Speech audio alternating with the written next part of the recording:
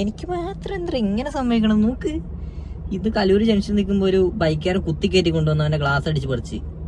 ഒന്നാണ്ട് വാടക വേണ്ടിയ ഗ്ലാസിന് 900 രൂപയും ഡെയിലി 800 വാടകയും വണ്ടിക്ക് കൊടുക്കണം. ഇപ്പൊ 900 800 എത്ര രൂപയായി?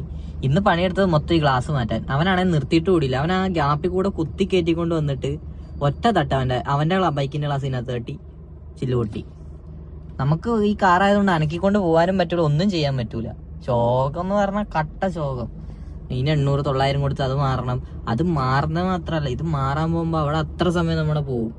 ഏതൊന്നും ഓണറിനെ അറിഞ്ഞാൽ ഓണറിനെ നമുക്ക് അതിനും കേൾക്കുമ്പോൾ ഓണറിനോട് പറയാനും പറ്റില്ല. അവനാണ് അങ്ങോട്ട് നിർത്തിയിട്ടില്ല. എന്തൊരു ശോകമല്ലേ.